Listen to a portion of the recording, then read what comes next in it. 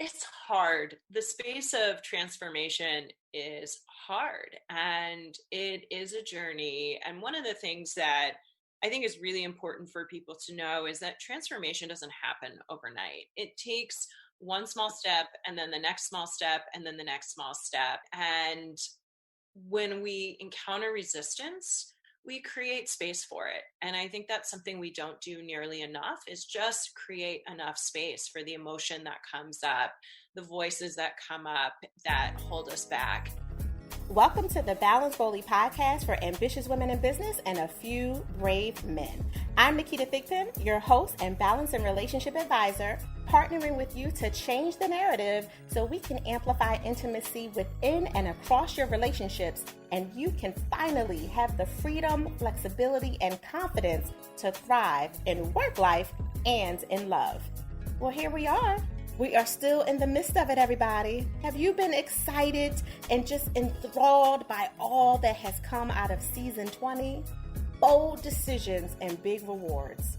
This reminder that every single expert thus far has led us to has been you are the most important person on the list if you are the primary one that is the giver. That is the most important. And be mindful, giving is not all about the financial give, right? It's the energetic give, the protective give, the spiritual give, as well as just the love and the joy that emits from you.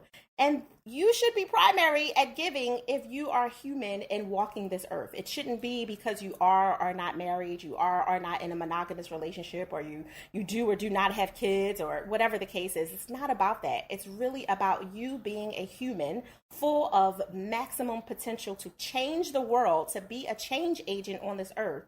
But it starts with you making and executing those bold decisions so you can have bigger rewards, which is why, as always, I get the privilege and opportunity to be honored by the presence. Look at all these explicitives that I'm giving right now without curse words, right? I get the honor and privilege to be amongst such amazing, incredible beings. And today is no less. I would like you all to welcome Jamie Shapiro. She is an amazing, incredible being, a leading authority on connecting wellness with performance. You know, she's talking our talk, right? Like, as well as walking it, which she will get to in a little bit. Jamie has amazing experience with dealing with what we all understand. The whole reason that we created the Balance Boldly podcast was for those who were dealing with burnout. And this is exactly where she's coming from. She came from the corporate world. She understands the incredible pressure we face in our lives and the difficulty in staying connected to professional and personal goals when you're inside those demanding environments. So what did Jamie do? She left the corporate world with a mission to make changes for people and organizations. Taking her brilliance, she had a vision to bring a new form of holistic coaching to people in the business world. So her company, Connected EC, helps people develop a keen awareness of how both their health and their mindset have an effect on their capacity to reliably tap into their capabilities. I am excited, thrilled, and honored. Jamie, welcome to the Balance Boldly podcast. How are you today? I'm wonderful. And thank you for that beautiful introduction. I am just so thrilled to be here today. You're welcome. I'm excited to have you. Align minds, mama. Yes. Being in the same space, it's such good energy. I would love for you to share with everyone just a little bit about the type of work that you do under Connected EC so they can see, from that professional lens, like how you're showing up in the world. Absolutely. So, Connected EC is dedicated to leadership development, and we do it a little bit differently. So, we integrate well being into everything we do around leadership, performance, and development, meaning we coach the full body. So, traditionally, executive coaching is what I call in between the ears coaching. We're Mm-hmm. really focused on what's going on in our minds. And what we really firmly believe at Connected EC is it's an integration of the full body that leads us to our potential. And that means taking care of the full self. And I love what you said. We can't serve if we don't give to ourselves first. And that is our foundation in leadership is you can't serve from an empty vessel. We want to make sure our leaders are totally full energetically, mind, body, heart, and spirit in order to give at their maximum capacity. So we're an executive coaching firm, but we do it a little bit differently. Yeah, no, I love different. I applaud different on every element because that's what I think this world is calling for now, and I think that is unfortunately the kind of shadow side of the blessing of what's happened with the pandemic that we're all trying to regain some sort of normalcy from Yeah. is the blessing in it is the reminder that we don't have to do what was normal. Normal Yeah. is no longer necessary, and we get to be different and create different and experience different if we're willing to be open to it, right? And I know that that's probably, one coach to another. I know that that's a challenge that you probably experience with some of your new clients is their willingness to be coached. Yes, it's always hard. I mean, anytime we're moving outside of our comfort zone, which we have to do in the space of growth, it's hard. We pass through that fear zone. And if we can see that fear zone and know what it looks like to get to the other side, then we're a little bit more willing to get into that transformative space. Yeah, no, 1,000%. Well, you have a new book, and I do not want to wait to the end of the show to talk Oh, about it. thank you. Thank you so much. You Yeah. know, I'm super excited about this book, right? Oh, And just the fact that you were, brave and bold enough to do it, because so many of us sit on, what needs to be shared with other people for so long. And I'm grateful that you created something that so many people will have access to. So thank you for that. oh, thank you. You're And welcome. I will tell you the truth of writing this book is that I got in my own way for 2 years before I actually wrote it. I had a story in my own head and talking about that fear zone that I wasn't a writer, that I was a speaker, but I wasn't a writer. And growing up, so I'm a dyslexic. So that was something that always held me back as far as stepping into my possibility of being a writer. And I had a phenomenal coach that just helped me get out of my own way. And once I did that, the book poured out of me, and it was a truly joyful experience. So tell everyone about this bold decision that you did when you created this book. Tell more about the book. I want to Oh, know. thank you. So the book is called Brilliant, and it's about being a leader who shines brightly without burning out. And it's all about the connections between leadership and well-being. And it's got a really rich tool set in it so that it's giving information, but it's also giving you the tools to make those changes that help you lead from your greatest potential. And brilliant is really about the energetic brilliance, not the intellectual brilliance. And that's why I named it Brilliant, so that we could stop thinking about leadership as only an intellectual experience and recognize that it's truly a full body experience. Absolutely. And what made you decide to really lean into the energetic brilliance versus, defaulting to what you easily could have, based on your background and your expertise? You could have fell all the way into the intellectual side of it. What made you decide to really, make sure that this was the core message that people could take away? I honestly think it came from my experience in the corporate world. I loved leadership always. I loved being in corporate America, but I found myself continually sacrificing myself in order to reach that business goal or reach the next thing or the next opportunity. And through that process, I found that there were so many moments in my career where I lost myself. I lost my connection to self.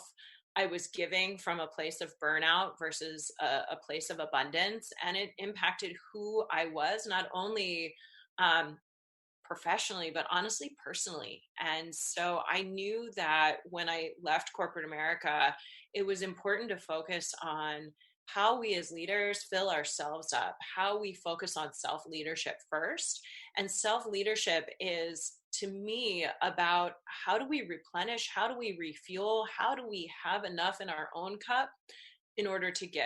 And so to me, it was all around energetic brilliance and shining as brightly as we possibly could as human beings, personally and professionally. And that to me is what creates inspiration and visionary leadership.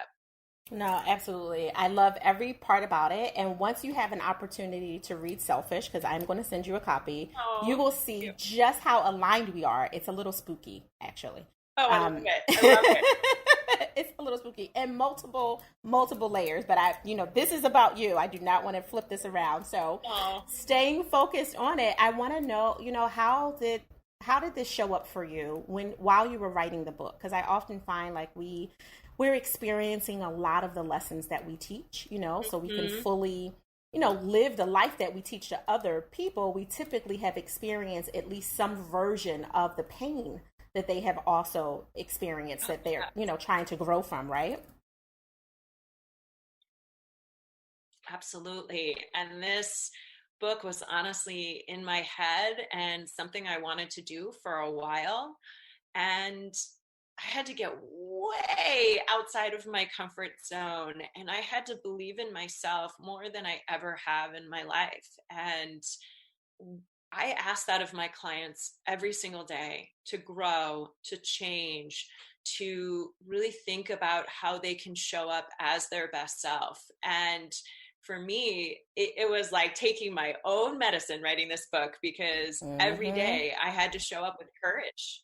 And that's what I ask of the people I work with. And they show up so beautifully and take on challenge after challenge and growth opportunity after growth opportunity and expand their range as human beings. And so writing this book for me was that it was expanding my range as a person. And once I found the right person to support my journey, and the right publisher, honestly, it was joyful, but it took getting out of my own way. Yeah. And not believing that self-critical voice, that saboteur voice that was saying, you can't do this, you can't write, this is not, you need someone to help you write this book, you can't do it on your own. So I think in so many ways I did have to take all of that teaching and just give it to myself. And luckily I had an incredible support person helping me through that. Yeah. And to your point, having a support, either person or team of people, including your family, for the ones that are not so afraid of your success that they try to push you away from it, right? Because that's the other side of reality that a lot of entrepreneurs face, is your family's just scared to death for you. They don't want you to fail, but they're so afraid of you succeeding, and in the light of what changes for them, right? Like what changes for our family dynamic if mommy or daddy becomes really, really successful? Will she be unreachable? Will they still come to our recitals and our soccer games and our lacrosse games and, help us with homework and all those kind of things? So sometimes that other side of the conversation can come up. But assuming that that's not the case, and that your husband and your kids are, husband and kids, right? Like they're supporting the fact that they want you to be happy, because a happy mama happy mama. Yes. Right. It's so true. And I have to tell you, my family was so deeply supportive. I remember after I read my first chapter, I gave it to my husband and I said, you have to read this and tell me if it's really bad, because if it's really bad, I'm going to stop writing. And I was so nervous and insecure, and he read it and he said, Jamie, this is you. I can hear you. I can feel you. Keep writing. And that was what I needed. I needed him to be in my corner and to help me believe that I could do it. And he was a champion for me throughout this entire process. I love that so much.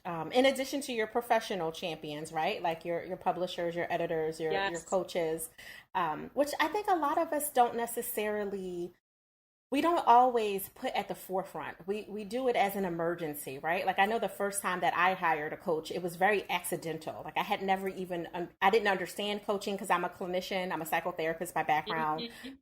So I was like, what? Like I'm not a sports athlete. Why do I need a coach? Like my my mind just didn't understand the parallel of it. But switching from being a psychotherapist and clinician inside of a system, a healthcare system, and then moving into entrepreneurship and not wanting to open up a private practice as my gateway, which would have been the easiest, simplest thing to do. But of course, I'm a rebel, so that's not what I do. I don't do easy or simple.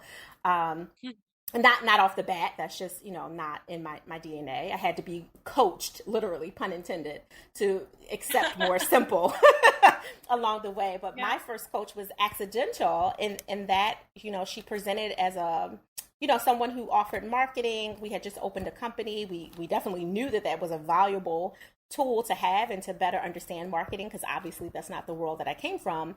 And in that, I understood the power of mindset coaching. Like, what? Like, what is happening here? She just flipped that all the way around. And that, kind of opened the window, if you will, to this other world. But a lot of us, whether we know about the world existing or not, we don't often move toward that bolder decision of hiring someone like you and bringing us in, not just to say that, we have a coach, but to actually be open and willing to walk out the strategies that you are sharing with us, that we're paying you for to help us, and implement it. And I know that that's really difficult. So I'm curious how that shows up for not only for you when you had to do it, but also for some of your clients who might be a little bit more resistant. They're like, oh yeah, I got a coach, Jamie Shapiro, she's amazing. Connected EC is amazing. And she gave me accountability work and I don't want to do it. Yeah, it's hard. The space of transformation is hard, and it is a journey. And one of the things that I think is really important for people to know is that transformation doesn't happen overnight. It takes one small step, and then the next small step, and then the next small step. And that's really how I work with my clients is, yes, we are going towards something different, but we do it one small step at a time. And when we encounter resistance, we create space for it. And I think that's something we don't do nearly enough, is just create enough space for the emotion that comes up, the voices that come up that hold us back, and just being curious and empathetic and loving to self in order to move through that. So I think so much of what I do with my clients is create that space and create that partnership to help them move one step at a time, and also create the space and compassion for ourselves through the process. And of course, it's hard to grow. That's just what growth is about. It is challenging.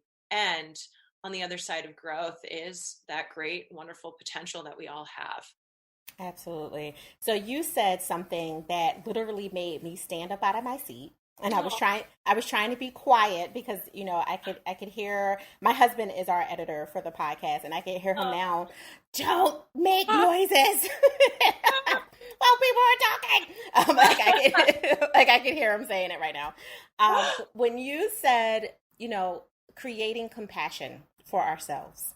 Yes. Because that is like the ding, ding, ding, ding, ding, like, highlight of everything that people are not allowing into their space right now is compassion for themselves. Oh my God. Listen, exactly. Yes. I heard a great phrase someone say, and I'm trying to remember who said it because I wish I could give them credit in this moment. But they talked about the idea of radical best friendship to self. And I love that for so many reasons. One of the things that we do not do enough of is really be our own best friend, and to allow the voices in our head to be champions and kind and loving and gentle. And if we had a friend that treated us the way that we often treat ourselves, we would not have that friend in our life anymore. And so I really firmly believe if we can develop that best friendship with self, that we can grow through anything and we can be our own best champions. I salute you. And I 1,000% agree with you. If the healthiest relationship that we had in the world was with ourselves, then the world would automatically ripple goodness. Period. Yeah. And I agree with you 1,000%. It's so essential. And for you, being compassionate, ping-ponging back to the underlining, core of Jamie Shapiro, and being an author, as well as a speaker, as well as an executive coach, as well as a CEO and owner and founder, right? Like for you being able to be compassionate with your process of, coming to this place of, what? I am a writer. It may not be your primary gift. And I say this a lot. I felt the same exact way. Like my anointed gift is in my mouth. put me on a stage, give me a microphone, right? I'm good to go. And, Yes. like academic writing for school is one thing. Like, yep, I'm a good academic writer. And if I had to do like really, really short, model syllabic poems or something, like, yep, that's not a problem. Something that's like 8 sentences, whatever. But writing an actual book was so far fetched from reality because I did not see that being a gift of mine until I understood that it was a Mm-hmm. supporting gift. And I'm not gifted in the same way, maybe, I don't know, whatever famous writer you can think Yes. of right now, but in that way. And for me, I compared myself to my husband because his Yeah. anointing gift is writing. And I was like, ugh, he could say one sentence and he just described like every emotion orgasmically in your body in a sentence. And Oh, and I'm like, no, I can't do that. So, right, like I understood it, but when you talked about being compassionate to yourself and just the process that you had to go through and being unnerved to the point that you would almost give the decision to your husband to say yes or no for yes. continuing, right? Yes. Oh, I relate Oh, to that. absolutely. Absolutely. Mm. It is challenging to stretch that hard and that far and to doubt yourself through the process. And it's the reality. And if we can love ourselves through that and to have some grace for ourselves through that process, what's on the other side of it can be really remarkable. So what kept you going? Like when your husband said, "You know what, babe, this is everything it needs to be. Keep it up. Like finish it. Yeah. Like let's go." What kept you going in, kind of that midnight or mid-morning hour, so to speak, Yes. when he couldn't be in your ear to champion you on? You couldn't get on your publisher or your editor or, or your coach on the phone because it's just, 3 o'clock in the morning or whatever. Yes. Just inappropriate timing for that. What kept you going in those moments when you were just alone with your thoughts and you had to back yourself into, not the default of telling yourself that you couldn't do it?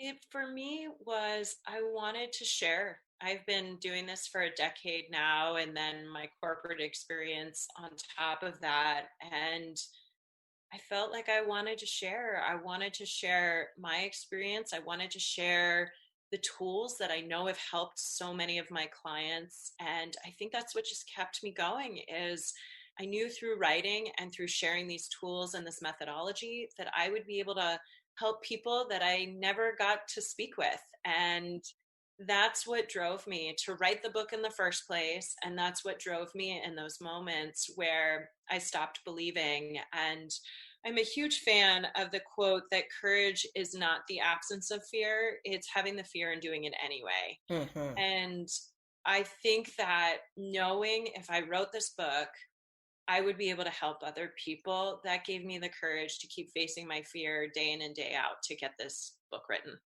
Absolutely. We are so aligned. Oh my goodness. I love it. I love it. I love it so much. So, Me too. Jamie, what do you do when you've written the book, you've served at your highest self, and now, of course, it's a little bit different. It's virtually, but you're still working full Yes. time, within Mhm. your business, and praise God for that, right? Because there's so many people who Yes. meet you, and your gifts and your skills and your experience, and Thank with you. all, of course, absolutely, and with all that you're doing, and then you have husband and you have babies, you have little people at home. How are you giving yourself permission to pause? I honestly give myself permission to pause every single day because I believe wisdom is in silence. And so I have a very active meditation practice. That is how I start my day every day. I also really love taking care of my physical self. It's a huge outlet for me. So in the mornings, I'm an early bird. And so that morning time before anybody's awake in my household is my me time. So that's when I work out, I meditate, I have that time just to be with me, and that nourishes me and that gives me that time to pause because I love to give to others, and I know I can't do that unless I give to myself first. So that is honestly how I start every single day of mine, is in that silence and then also in that movement practice that I have. Love it so much. Like you're such a gift. And I love that you're walking your talk more than anything, that you are living out the experiences that are literally generating and kind of musing your brilliance energetically, right? Like, and being able to help you create stronger, better, more appropriate, more applicable programs for those that you're serving, because you're walking it out. I really value that completely. Thank you. You're welcome. So how can people connect with you to learn more about Jamie Shapiro and Connected EC? Well, you can go to our website. It's just www.connectedec.com, and there's a link to the book there, and there's actually a ton of free resources as well. All the tools I have in the book, I wanted to give to anyone who wanted them. So tons of resources out there. You're amazing. Thank you so much for showing up and showing out for us. Thank you. It's just such a joy to talk with you, and the impact you're having in this world it's beautiful. So thank you for including me with your listeners. It means a lot. Oh, thank you. I'm glad. I'm honored. The same way you're like, I can't wait to get this book into hands for people that I'll never have the privilege to meet. I feel the same way. Like I'm so grateful. I learned so much from all the experts that show up that are just raw and transparent like yourself, as well as professional and good, funny, healthy minded people. It's just so good to be in that space. Even if we can't physically touch, I feel like we're at a virtual kitchen table having a conversation. I couldn't agree more. You're so awesome. Balance boldly, listeners. Ooh, was this not amazingness? Jamie Shapiro is incredible. I'm so grateful that she showed up. And of course, as always, I honor you for doing the same, for carving out this time and space in your own schedules, hopefully distraction free, where you were able to whip out a notebook and really take down some of the nuggets that were being shared by just her sharing her story and willingness to be honest and open with everyone. Every one of you who won't, necessarily have the opportunity to meet her in person, although you can get even closer if you pick up her book, Brilliant. So make sure you do that. All the links that you need are at the bottom of the show notes. And of course, if you like what you heard, make sure that you continue to subscribe, rate, and share this podcast to help us ensure that the other ambitiously bold and brave have access to the valuable life, love, and business balance tools that we bring to you on the Balance Boldly podcast. Look, I can't talk today. It's totally okay because we're organic. Whoop, whoop. If you want to connect with me, guys know that I'm Ask Naketa on everything. IG, Twitter, Facebook, you got it. You can go there. And if you haven't had the opportunity, after you put the Brilliant book in your cart, because I am rooting for that book, I'm picking up one myself, make sure that if you already don't have it on your list, put Selfish, Permission to Pause, Live, Love, and Laugh Your Way to Joy, my personal survivor memoir and personal transformation story, in your shopping cart as well. Both of those books are available on Amazon and all the places that you need to go to pick that up. In the interim, I want you to go, create your balance, create your joy, but remember, do it boldly. Thank you for listening.